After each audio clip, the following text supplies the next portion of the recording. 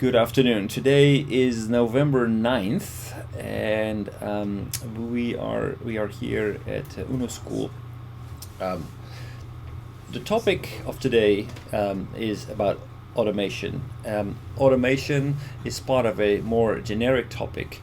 The generic topic is how can we fix globalization and automation, and this is a series that we have been doing since the summer of this year. I would like to quickly review what we have been discussing and then focus on automation and how it will impact us in the near future and in the more distant future. So in this series we have been we kicked this off with a day that we discussed populism. Populism is a political movement where politicians are basically representing or claiming to represent the interests of a certain group of the population. Examples of populist leaders are, for example, Marine Le Pen in France. We have populist leaders in actually a populist president, Orban in Hungary, Bolsonaro in Brazil. And you could claim that leaders like Trump are also, in one way or the other, populists. How do we define a populist? A populist is basically a politician who wants to restore the situation as it was in the past. So they are claiming to operate in the best interest for a group of people because they are deserving. So America First is a typical populist slogan aimed at restoring the position of the United States in world politics, in the world economy. So Trump's main point was that America has been too soft, too generous, has been neglecting its own people in favor of outside countries, and that had to be restored. So this is kind of typical for a populist leader. So populism can also has links to globalization. A globalizing economy. What we saw, for example, in the United States is that a lot of the resentment of the current middle class is that globalization didn't work for them. They lost their jobs to Mexican laborers, to laborers outside, because industries in the United States started to outsource their production to countries outside of the United States. So people who were working in the Rust Belt in the United States or in the car industry, they saw their jobs threatened, and they had to compete with workers in countries with much lower wages, and they felt this is unfair. Globalization globalization did not work for them. And what Bremer was arguing is that actually there are two separate things. There is globalization and there is globalism. And what he claims, what he was telling us in this video was that actually globalization as such was actually rather successful. Because of globalization, world poverty had been decreased from 67% 20 years ago to about 25% at the moment. And we saw a rising middle class in developing countries. So a lot, it has resulted in a lot of good news. Also for number of extremely rich people all over the world has increased.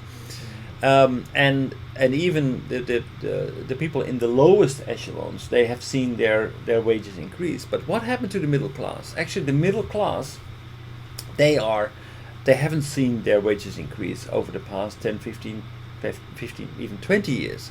So their income didn't increase. Well, the income gap, the top incomes were growing and the middle income didn't increase. They say, well, okay, so this whole thing about globalization, that doesn't work for us. It's just a political slogan. And that the political movement for globalization. The argument that globalization is good, that it raises GDP, that is good for all of us, says, okay, that's nonsense. It's not good for all of us. It's good for some of us, but not for us. So globalism is being attributed to one of the main drivers of populism, because people don't believe in it anymore. They don't believe that politicians are telling the truth when they say that globalization is good for everyone, because it obviously has not been good for them. Now, the source of this support for populist leaders is not only based on globalization. It also hinges on, and this is more of the case in Europe than it is in the United States, by mass migration. What we saw in Europe is that many immigrants have been led into Europe under the leadership of Germany. We allowed many people from the Middle East, from Northern Africa, to come into Europe, and this led to conflicts. People said, yeah, okay, you can't even look after me. I don't have any decent house. I don't have decent health care. Why are we inviting more people if you cannot even look out for me?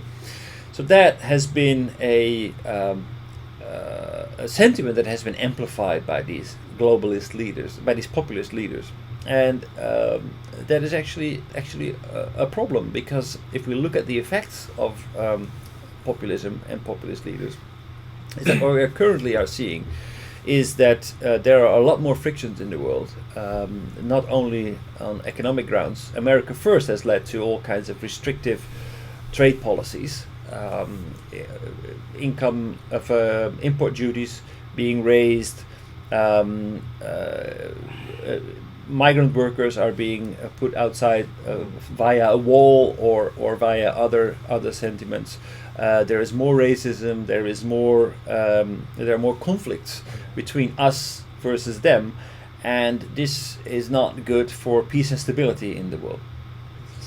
So populism is actually I would like to argue, is a dangerous political movement that could create conflict in the world.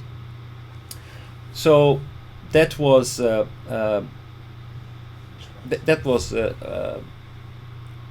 first session, and then we were looking at, okay, so what are the challenges? What can we do in order to fight this populism? And the only way to do that is to actually make sure that we create a more egalitarian society. This growing gap between rich and poor, that creates instability, and especially when everywhere you look, there are reality series about extremely rich people. Everybody can see in the newspapers or on their favorite website, they can see how the rich and the famous are living a good life. So they're constantly confronted with this image of wealth, and people are being frustrated. So why are they doing so well, and how come that I cannot keep up with this? I'm a failure. So a lot of people feel resentment. They feel disappointed. They feel that they are being left behind. So what can we do to do that? Well, first of all, we need to make sure that the countries can maintain facilities for education, for healthcare, for unemployment benefits, in order to support the people who need support. But one of the big problems there is, because of globalization, is that it's become very easy for multinational companies to avoid taxes. We saw in a documentary that actually companies like Facebook and sorry? Yeah, exactly. They pay profit tax to the height of less than 10%, where the average American company pays 35%. So this is very unequal. So that means that these companies are not contributing to the infrastructure, to the whole social infrastructure of the countries where they are operating. And it's not only these companies; it's also oil companies. Like, for example, if you are Shell, and you operate in Nigeria, you take oil out of the soil that belongs to Nigeria. You employ only a few people there. You make a very big environmental impact, but the only thing you need to do is you just open your headquarters outside of Nigeria in a tax haven, and then all the money, all the revenue that flows not through Nigeria, where it's taxed for to benefit Nigerians, but actually through the Seychelles or some other tax haven.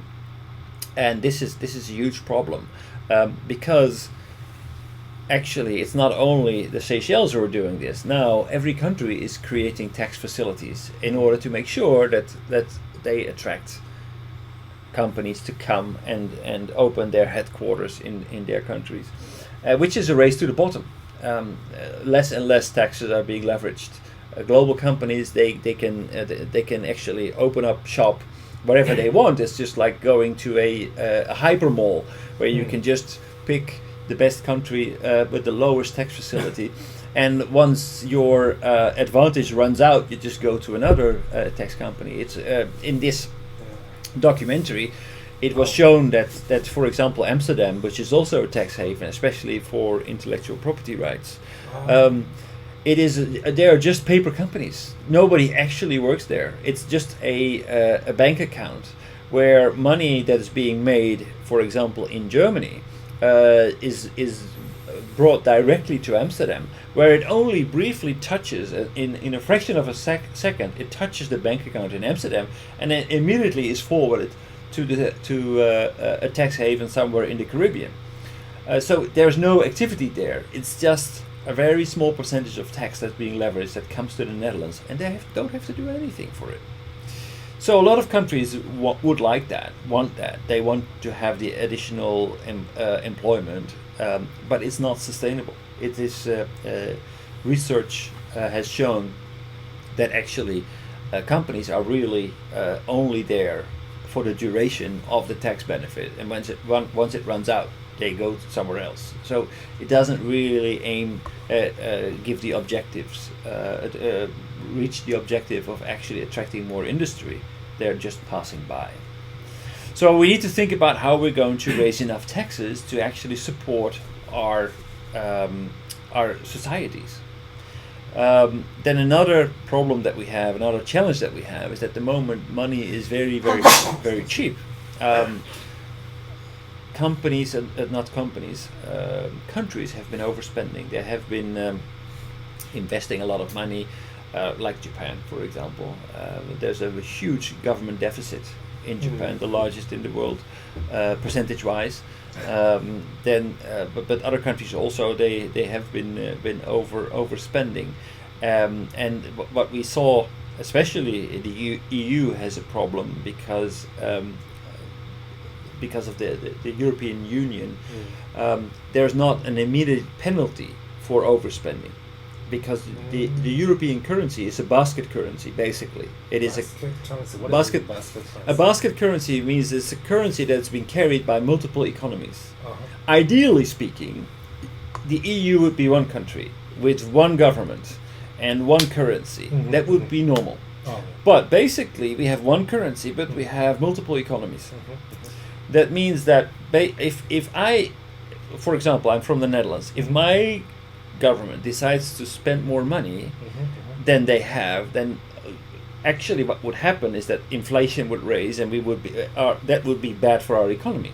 But if other countries stick to the rules and only we overspend, it doesn't have a direct impact on our currency. So we will not be immediately penalized. So there's a big free rider problem. A free rider means that somebody... Free rider, yes. So... So this has happened a lot, especially in Greece, in Italy, in the South European countries. The government said, so we need to basically do something. We need to support, we need hospitals, we need to do this, that, and the other. And they spent money that they shouldn't have spent. They lied about it in the case of Greece. And then the Greek economy got in trouble. They got in trouble, and they were actually the whole financial industry got got in trouble because they borrowed money to Greece, and there was a bailout. A lot of money has been pumped into the economy to keep the banks afloat, because it was not actually. This is often forgotten, but it's not Greece who would bankrupt. Actually, a lot of financial institutes who borrowed money to Greece would bankrupt. But banks, mainly from the Netherlands, from Germany, from England, they have been providing the loans, even though Greece was obviously not solvent. They gave these loans, and in order to basically pump more money in the economy,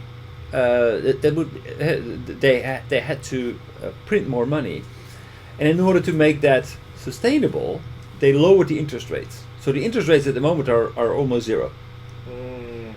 Right, there's a big debt, but a country cannot carry this debt if they need to pay a lot of interest. If you have $1 billion of debt and you pay 0% on it, it doesn't matter. It just exists on paper. But if you need to pay 10%, then you need to pay 100 million every year, and then all of a sudden it becomes very expensive. So countries cannot afford that. So what the financial institutions have been doing, reduce the interest rates, in order to make the cost of their debt manageable. Just like Japan, interest rates in Japan are extremely low. If the interest rates in Japan would go to 10%, all of a sudden the Japanese government would have a huge problem.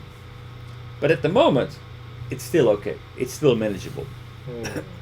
Who are the people who have problems? The people who have the savings. The people who are actually the regular people who have been working, who build up a pension, who in the expectations that they could perhaps live off the interest rates. But that no longer exists because the interest rate is zero. So actually what we see here is that the regular people who have been working all their lives in order to have a good pension, they see that they have zero benefit from their pension. The only thing that they can do is they just consume it, but they have no revenue from it. That also gives the middle class like a real like a negative impact on the middle class and their income. Okay, we have been talking about AI. That has to do with employment, and today we will talk more about it. And we also have been looking at what is happening actually in the top incomes. What we see is that like rationalization, marketization, and globalization and stock buybacks, those are all things that happened because of the neoliberal economics. Neoliberal economics is the economics that probably you know from the movie Wall Street. Greed is good. It's the Gordon Gekko is the main character in that movie. He's he buys companies and he takes them apart and then sells them in parts. I have heard it, but I haven't seen it. You haven't seen it? Okay. But I have heard it. Yes. So basically, it means like unrestricted capitalism is good. So people who are greedy, people who want more, people who believe in the markets, who believe that why do companies exist? In order to satisfy their shareholders. Maximize shareholder value is something that is one of the key slogans of neoliberal economics. So maximize shareholder value means that profits, you need to generate profits, maximum profits, and give that back to the shareholders because they have been investing in these companies. But what that also did is actually if you give profits to the shareholders, you cannot give it to your workers. So what happened in the past decades is that all the profits that were generated by the companies were being handed out to the shareholders, not to the workers. They didn't see their salaries increase. In fact, if it was possible, it would be in the interest of the shareholders to offshore your production to low-cost countries, China, Southeast Asia, in order to reduce costs, even though you're profitable, but because you're only looking at shareholders, companies have not been sharing. Another thing that they did is that they have been loosening their relationship with their workers. So there are now in Japan there are many more workers who do not have a regular contract anymore. They are only part-time workers. They are flex workers. So the whole relation between the company and the workers has been decreased. So that is also a big challenge at the moment. That is feeding into this whole populist movement. People don't feel that they belong anymore. They don't feel that they are the center anymore. They feel that they have been ignored and they've been lied to, and that people, the rich, are looking after themselves. They are no longer giving equal opportunity, especially in a country like the United States, which is a country where people believe in equal opportunities. If you work hard, then everybody can become a millionaire. Right? That is the American dream. And maybe I will not become a millionaire, but then at least my kid can become a millionaire. That is the American dream. But now more and more people are starting to give up on that idea. And they say, okay, the system is rigged. If you listen to Trump, he says that very often. The system is rigged. And actually, we saw a few examples where we can actually see that the rich are kind of conspiring against the general public, and they give special treatment to people in a very small circle. It's not always accessible to everyone. We saw a video where basically it was shown that even the stock market in the United States created special facilities for a limited number of traders to always be first in the extreme short-term trading. So the system is gradually becoming more and more rigged. Trump is not lying when he's saying that. Actually, there are a number of examples that actually prove this to be right. So there are a number of challenges to make it work. We looked at inequality. Inequality, that was a video series about Germany, about how real estate developers like yourself are making lots and lots of money while they are actually creating housing projects. They are basically, because of that, like I said before, less and less taxes are coming in to governments, to public institutes. That means that in Europe, actually cities, governments were developing housing projects in the past. But not anymore. This is now completely privatized, and there are people in Germany who make housing projects, but they don't do this with the general interest, the interest of the general population in mind. They develop housing projects with the highest profit margins because it's a private organization. So what you see is that they develop a lot of housing, which is way too expensive for most people. So the general population, they see that, okay, there's all these beautiful new houses, but I can't afford it anymore. So even in the old Western Germany and East, the same, right? Yes. Okay. Yeah. Yeah. So you see a rapid increase in houses, in rent, which actually leads to people who are middle class to having to spend more and more money on their interest, and they are actually being forced out of their houses to live in more cheap housing, especially if the companies that they're working for are outsourcing their jobs to developing nations. They need to find a new job, and because there is so much competition, the wages are lower. So there is a lot of pressure actually to on the middle class, actually downward pressure to go to lower class, which leads to more and more protest. So what can we do about it? What would be a solution? Well, sorry. So make a middle classes. Yes. What can we do to actually make sure that, because in Japan, so we have a many car industry or many huge factory in the Japan. So Yes. so they could make a very amount of the middle class. So that's why in Japan we used to have one of the huge middle class. So Yes. that's why Japanese economy are stable and I can say like safetyness in the city are very very high. Even now, Yes. one of the highest city in the world. Absolutely. So that's why President Obama wanted to do that in the United States. Absolutely. Actually, you're absolutely right. But but it's gonna be difficult because now globalism is spread out in the world. So many companies want to use goods immigrant because salary is much cheaper than Japanese. Yes. So for example, like a taxi driver in Osaka, so there are many Chinese drivers because they are so so serious. Yes. Work seriously, and also they can speak Japanese. He passed the N2 level Japanese test. So if I president of the taxi companies, I wanted to hire them. Yes. My company also hired a lot of Chinese and Taiwanese. Yeah, so I think in my understanding, so this is like a pressure to the lower classes. Yes. Yeah. No, this is my understanding. Yeah. No, that you're absolutely right. But Japan is still an example of a country that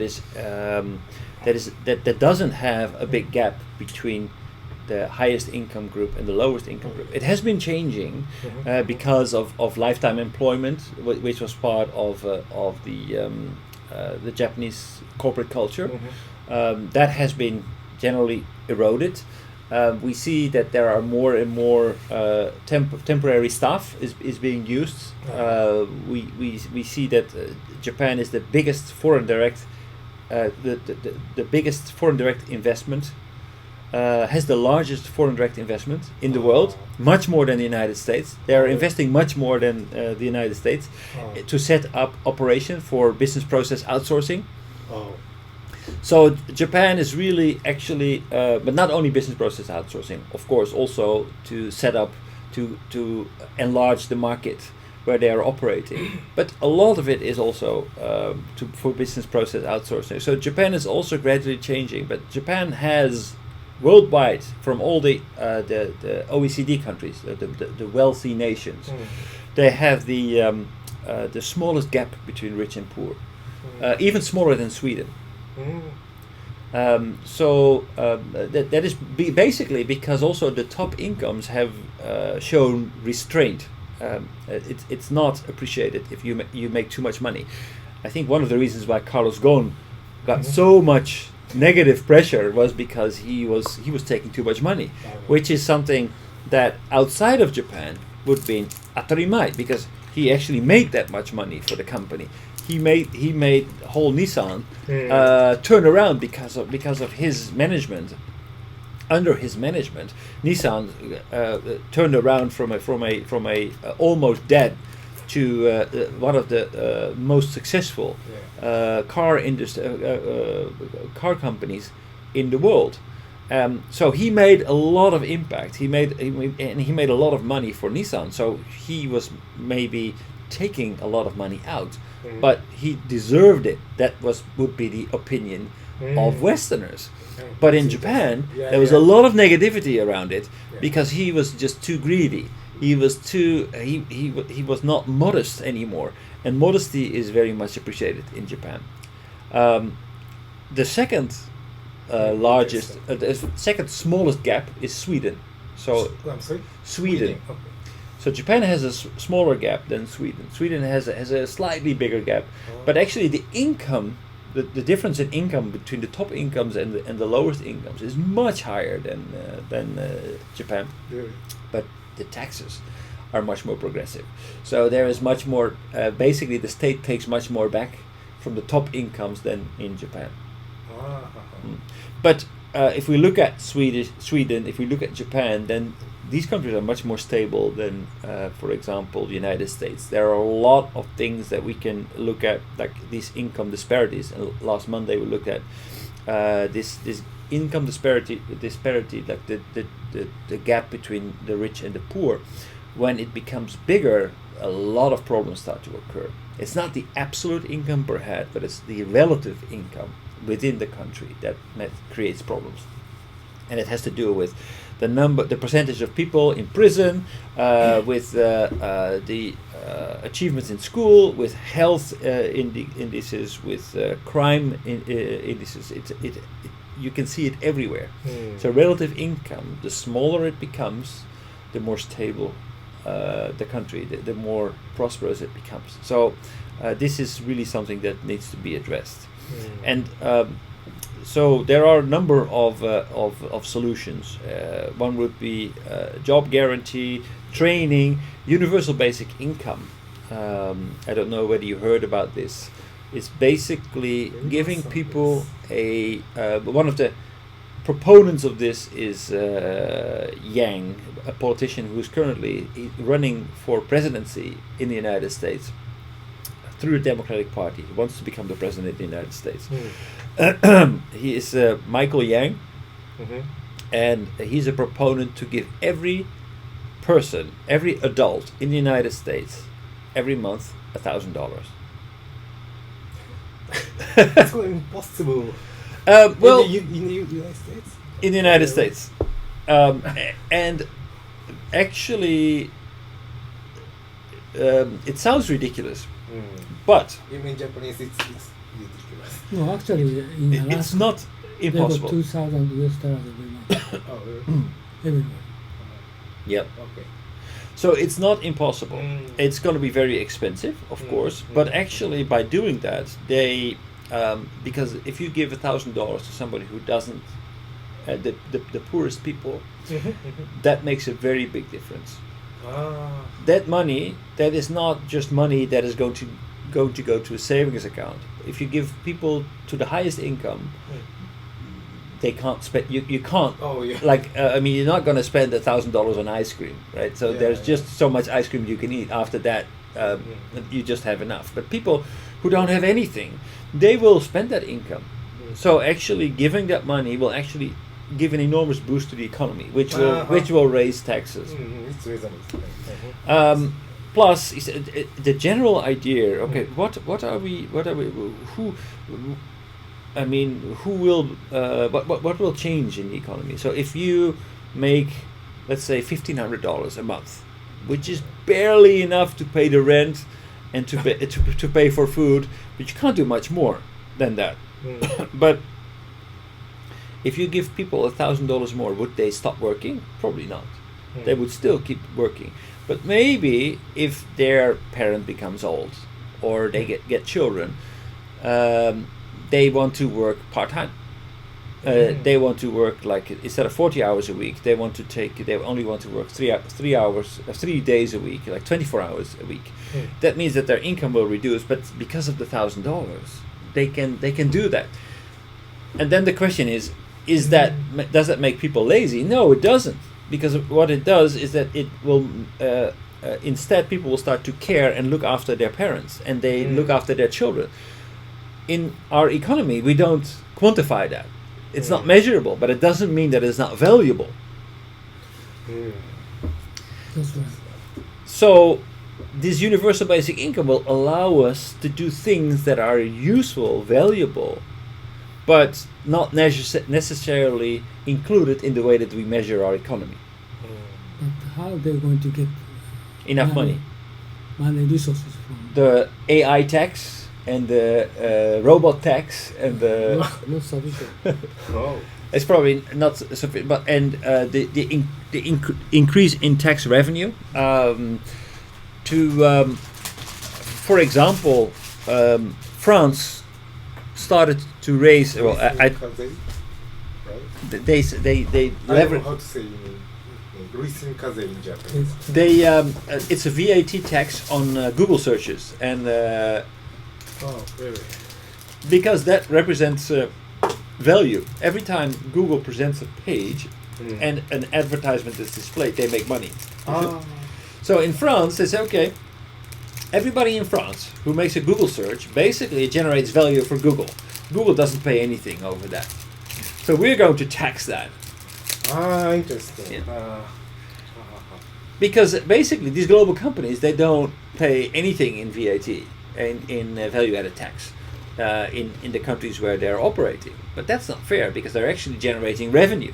that revenue doesn't necessarily stay in France. That goes directly into the Seychelles or what have you, because of the tax havens being created. We said, well, okay, well, in order to tackle that, we're going to tax these companies. Of course, Trump immediately said that's unfair, and he started to raise tax on wine imported from France. Oh yeah. And that led to a conflict. But I think this kind of taxation is that we will see more and more in the future. Wow.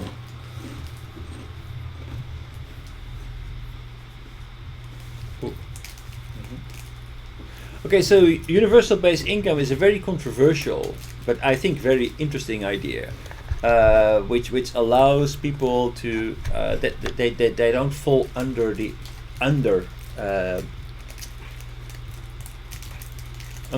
bottom income. They don't become extremely poor, and a lot of people who are living on subsistence level will just get that little nudge that they need to send their children to school, to give them better food, to allow them to take off when children are sick, and these things. Because the reality in the United States at the moment is that a lot of people have to work more than one job in order to make ends meet. Yeah, even in Hawaii. So So I've heard that Hawaii is terrible. You know, even the supervisor of the GSM, like a woman, something like that, but he couldn't. He couldn't pay rent. Right. So, yeah. Right. It's So insane. yeah, that's so a lot of people. The reality is that a lot of people have to work double jobs. Yeah, even in New York. And but that doesn't mean that companies do not make profits. But basically, these profits are being paid out to shareholders. Yeah. So that is a big problem.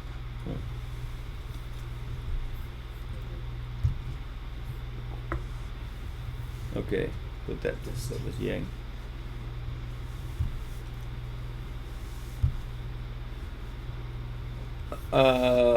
Okay, then we had a discussion about how are we going to restore the middle class.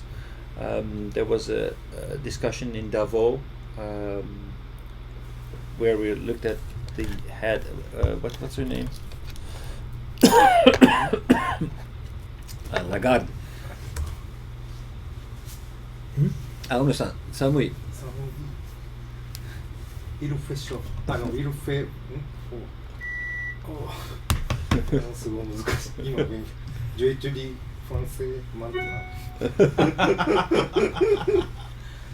So, ma ex-copine est française. Ah, française. De Toulouse. Ex-copine. Ex-copine. Copine. Copine. Ah. Ton ami. Ton ami.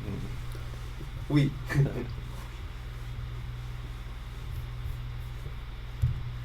Elle est française. アデってつらい。大丈夫大丈夫。Go on. Oh. This I'm not sure. It doesn't say.